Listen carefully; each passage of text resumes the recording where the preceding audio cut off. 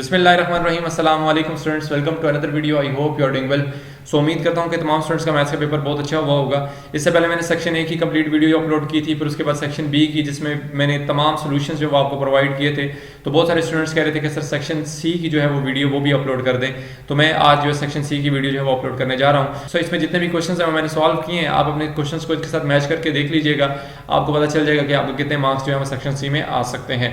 So question number 3 आप अपनी screen पे देख सकते हैं। सबसे पहला क्वेश्चन है, बहुत ईजी क्वेश्चन है, कंपोनेंट डिविडेंड थ्योरम से रिलेटेड है।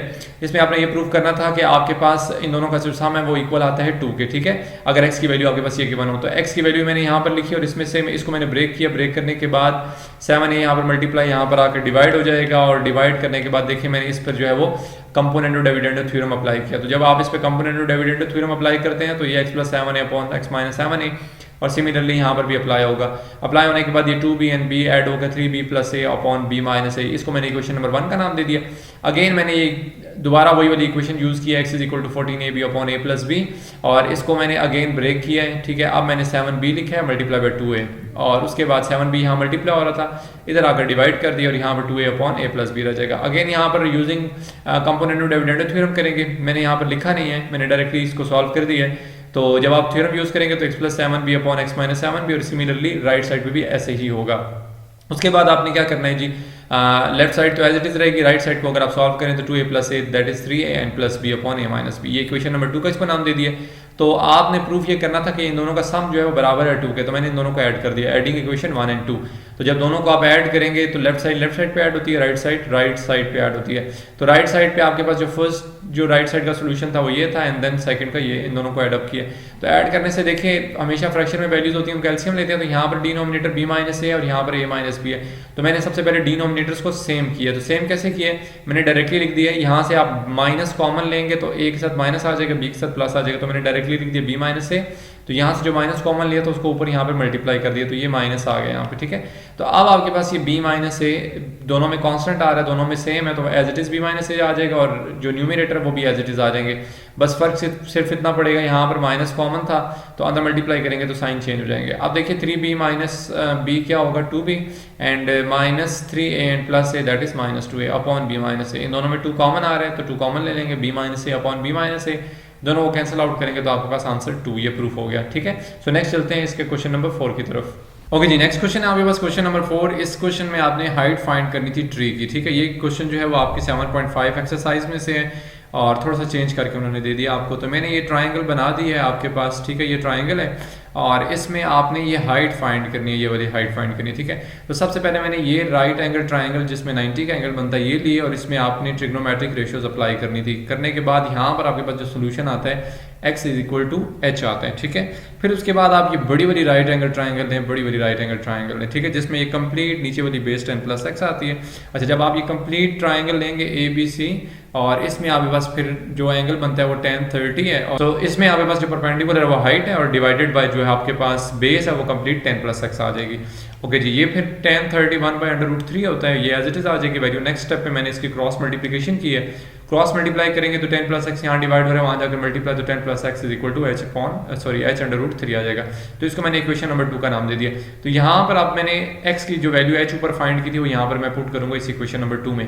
तो जहाँ पर x था वहाँ पर मैंने h प्लेस कर दिया। अब देखिए नेक्स्ट स्टेप में जो सिमिलर टर्म्स होती हैं वो सब्ट्रैक्ट और ऐड हो जाती हैं, तो फिर उसके बाद ये h/√3 यहाँ प्लस और इधर आकर माइनस हो गया, 10 को मैंने वहाँ पर शिफ्ट कर दिया -10। तो इन दोनों में h कॉमन आ रहा है, कॉमन ले लिया 1 - √3, ये इन दोनों को माइनस किया तो -0.732 आ जाएगा, और उसके बाद यहाँ पर मल्टीप्लाई हो रहा है, वहाँ जाकर डिवाइड हो जाएगा, तो -10 डिवाइडेड बाई 0.732, और ये माइनस माइनस ऊपर नीचे सेम है, ये कैंसिल हो जाएंगे, और 10 डिवाइडेड बाई 0.732 इनको डिवाइड करें तो 13.66 समथिंग आता है। इसके बाद इसको आप राउंड ऑफ करेंगे तो ये 14 बन जाता है, ठीक है। अगर यहाँ तक भी कर लें तब भी ठीक है, राउंड ऑफ करके लिखें तब भी ठीक है। तो ये आपके सोल्यूशन था क्वेश्चन नंबर 4 का। आई होप कि ये भी आपका ठीक हुआ होगा, आसान सा क्वेश्चन था।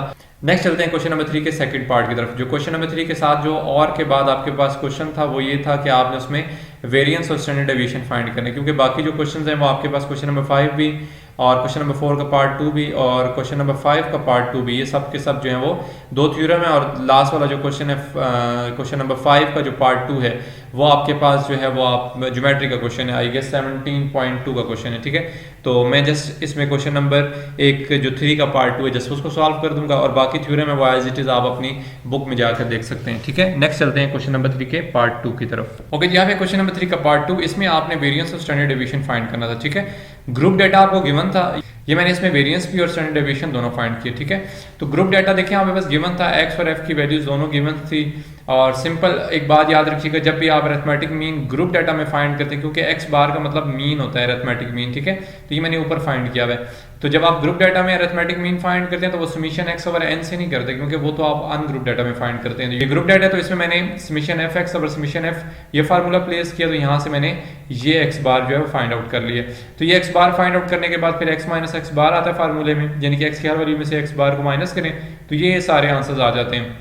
फिर आपने x माइनस एक्स बार के जो आंसर्स आते हैं इन सबको अलग अलग स्क्वायर करना होता है। तो ये सारे स्क्वायर कर दिए।